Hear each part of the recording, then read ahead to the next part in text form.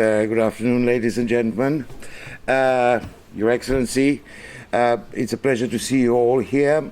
As some of you may be aware, if you followed the Institute's events very closely, we have tried to follow the discussion about the next UN Secretary General, and we have tried to showcase most of the candidates that are running for that position. We've also tried to go beyond the personalities, which is always very attractive for the media, but usually less significant than the ideas that they may have. Now, nobody needs to pretend that you start the UN job with a clean sheet of paper and you're allowed to do what you want. The UN is the UN, as we all know, love or hate it. But it is clearly the case that Secretary Generals could have an enormous input into how the organization it handles itself, and very often by just simply asking the right questions at the right time.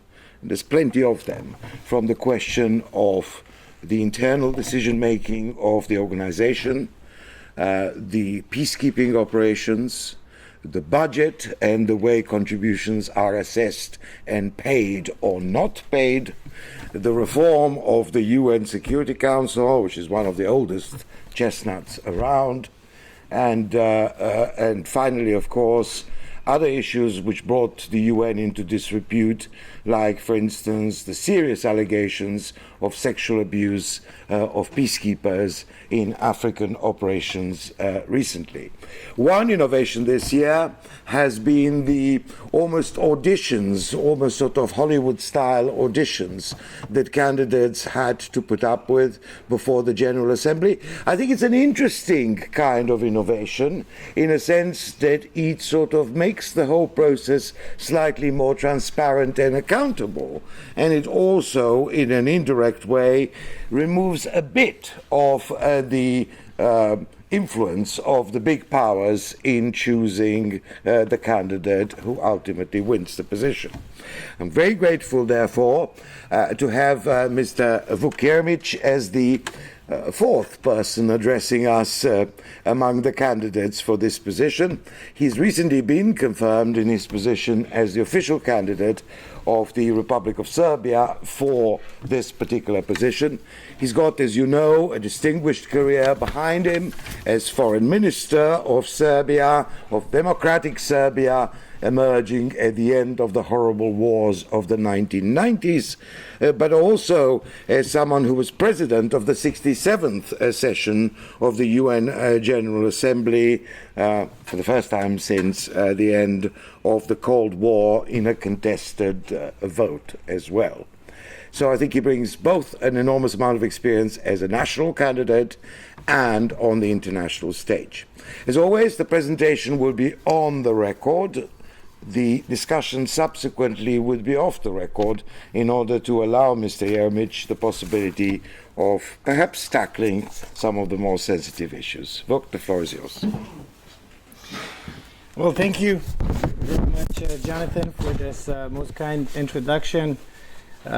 It's a great honor and privilege to be back after a number of years.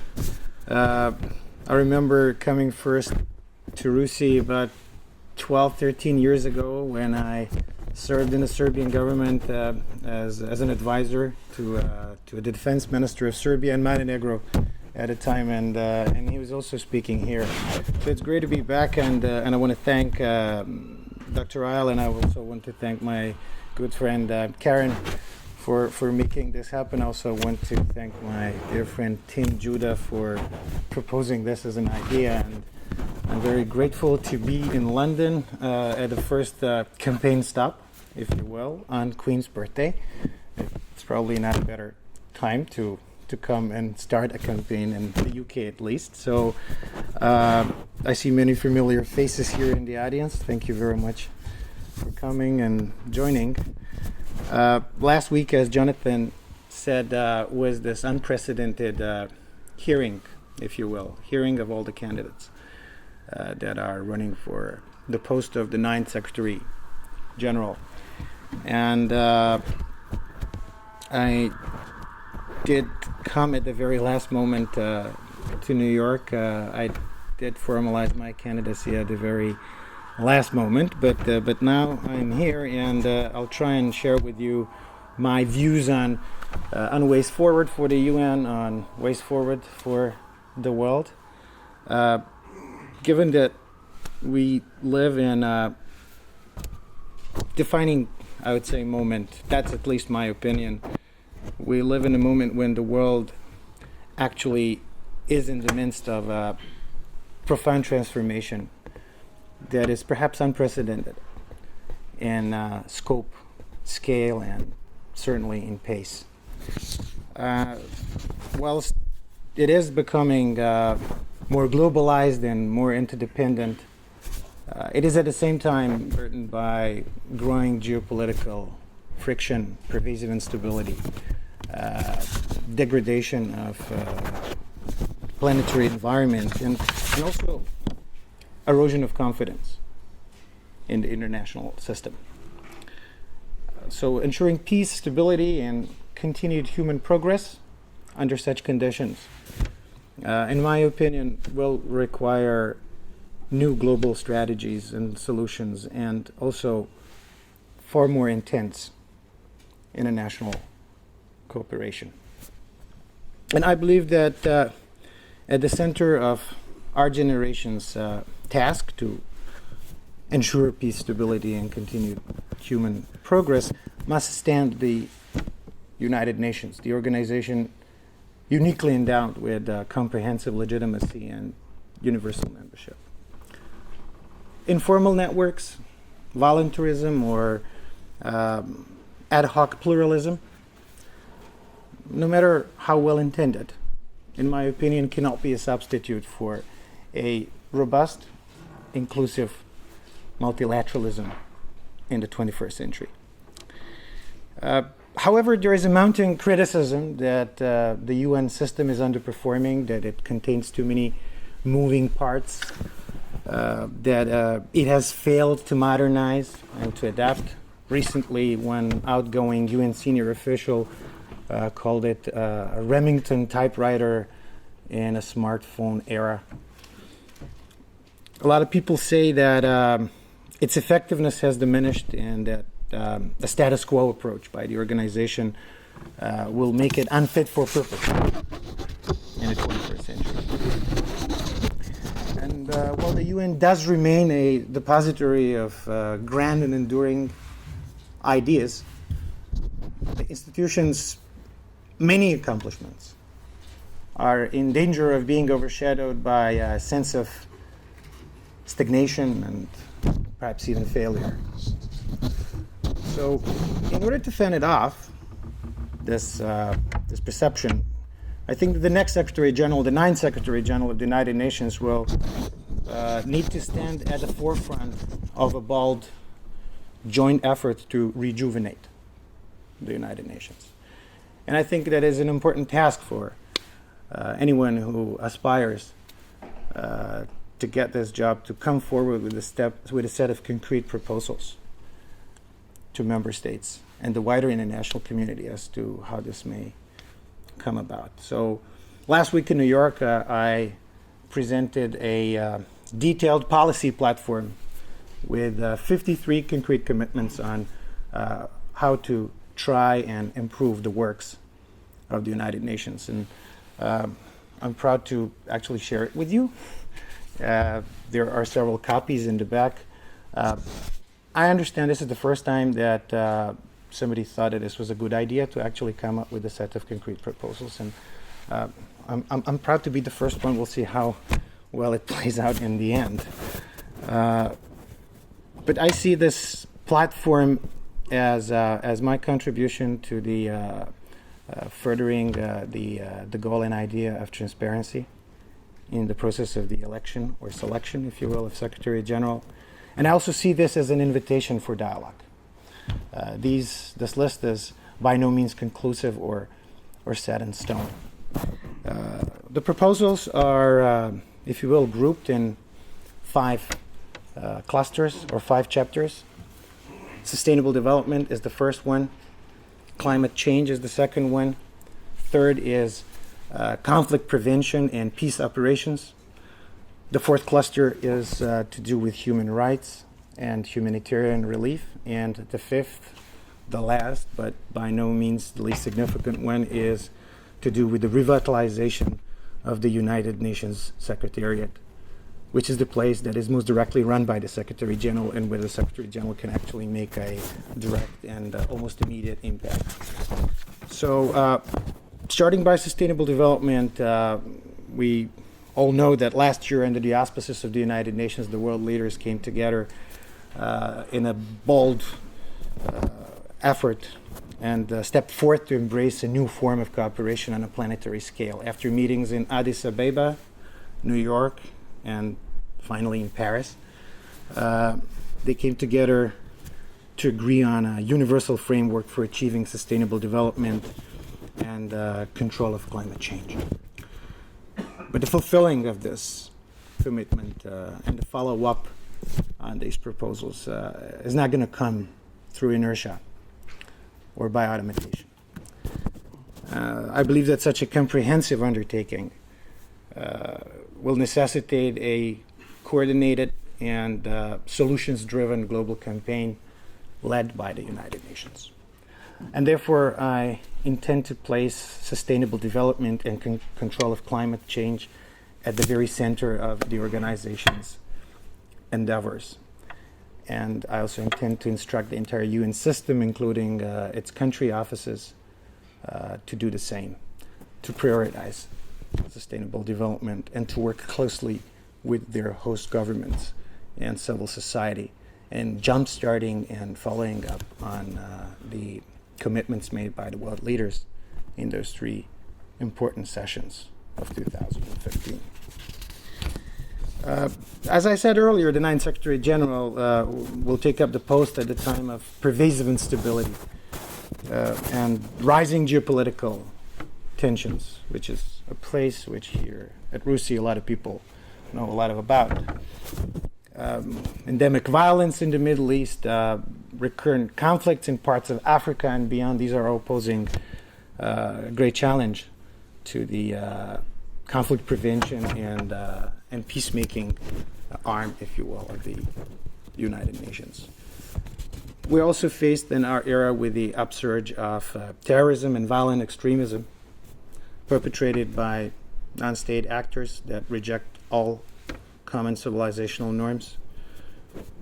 I believe it is possible for the United Nations to address these and other emerging challenges, but only if there is an overhaul of the way that the UN conducts preventive diplomacy and peace operations.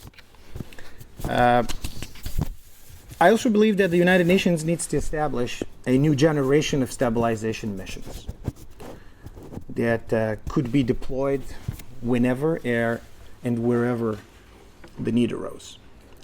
I go into some details in my platform as to how I conceive these new peacekeeping missions. But in my opinion, I believe they ought to have a much more robust rules of engagement, better equipment, and combat logistics. They need to have a strong civilian component, and they also need to have streamlined procedures to rapidly recruit qualified personnel.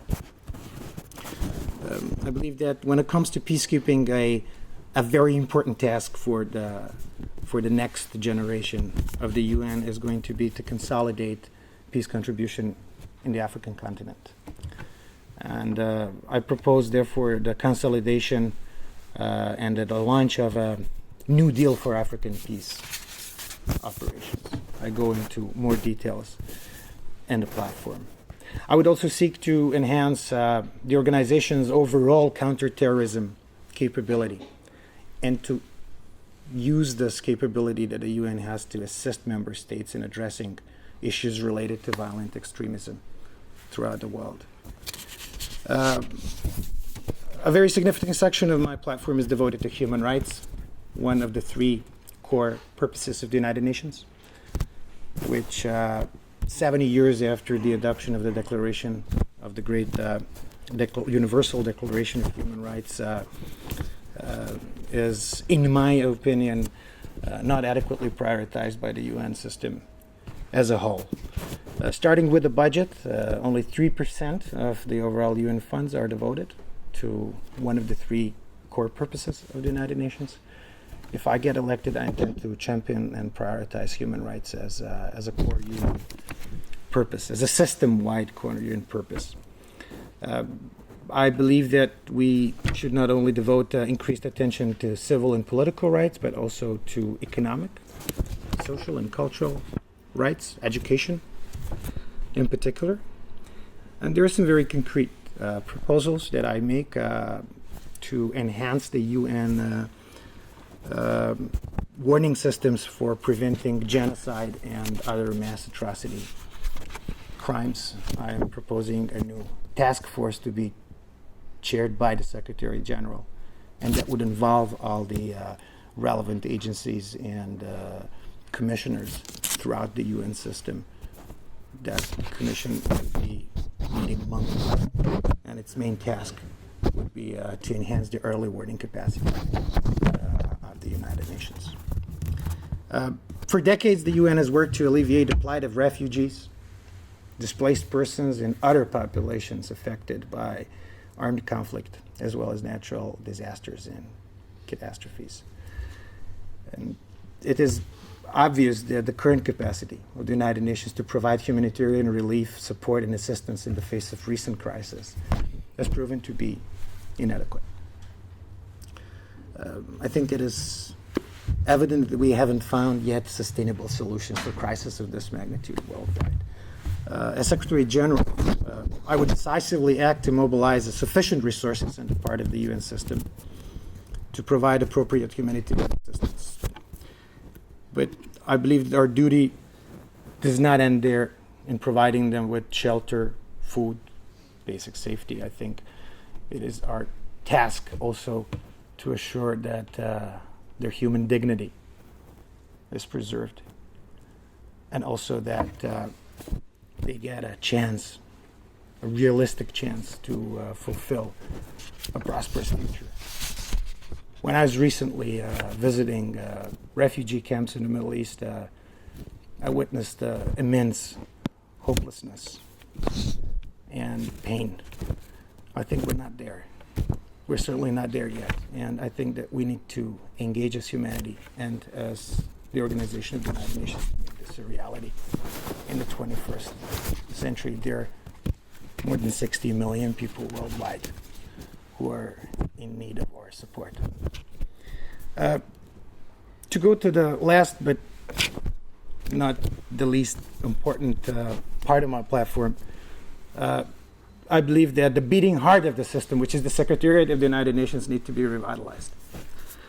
And as the UN's Chief Administrative Officer, I would strongly dedicate myself to deliver better value for money to the member states, to cutting waste, to eliminating redundancy, and assuring greater coherence and quality of service when it comes to delivering global public goods. As Secretary General, I intend to relentlessly fight corruption, fraud, and abuse. I intend to protect internal whistleblowers, which is currently not the case in the organization. I intend to enhance the independence of the Office of Internal Oversight Services and to elevate its operations and presence. I intend to require financial disclosures for all senior UN appointments, which is currently not the case. I intend to create an annual unified and transparent presentation of the UN budget, which is currently not the case. And I will try and deliver a system-wide approach to procurement, which is currently not the case. The 95 Beijing Declaration, the famous declaration on gender equality, established the goal back in 1995 of 50% gender parity in the UN system by year 2000. So that's it's 16 years later, and today less than a third of senior UN positions are held by women. As Secretary General, I would therefore appoint qualified women to 50% of Undersecretary General positions from day one. Right now, there are only 24 out of 88 USGs that are women. Well, in my cabinet, if you will, there's going to be a 50-50% parity from day one. And I also would strive to achieve gender parity in the wider system by appointing SRSGs, deputy SRSGs, and country resident coordinators on a 50-50% parity from day one. That'll take a little bit more time to carry out. But the ultimate goal is to ensure equal representation in director level positions and above in the Secretariat within the term of Secretary Generals. So in conclusion, I seek this job guided by three overarching convictions. First, that ensuring more robust multilateralism in the 21st century is the strongest safety net that we have against the perils that we face in our time. Second, that the United Nations must be the centerpiece of global governance in the 21st century. And third, that the existing resources of the organization must be put to use far more efficiently and effectively in order to deliver the global public goods demanded by the member states and the wider international community as a whole. When I was a young man, much younger than I am today, I witnessed the consequences of the failure of diplomacy, of the absence of the rule of law, of the surge in poverty. I fought for democracy, for human rights, and for reconciliation. In my various capacities, I paid visits to over 100 member states of the United Nations. I presided over the Council of Europe. I was privileged to spearhead the efforts that led to a consensus in the OSCE that allowed Serbia to chair the organization. Last year, as President of the General Assembly, I helped launch negotiations on the 2030 agenda. I was the one with the privilege to facilitate the adoption of the Breakthrough Arms Trade Treaty. I worked hard to bridge the divides between the developed and the developing, which resulted, and I'm very proud of this achievement as President of the General Assembly, the adoption of the resolution of cooperation between the UN and G20, which was the very first time in history that G20 notion was mentioned and actually put down in a UN resolution. And I stand in front of you prepared to answer your questions. It was a very tough questioning time. Back in New York, I was asked 86 questions by different member states and organizations, but this is Russia, and I expect this to be not any easier. So thank you for your attention so far.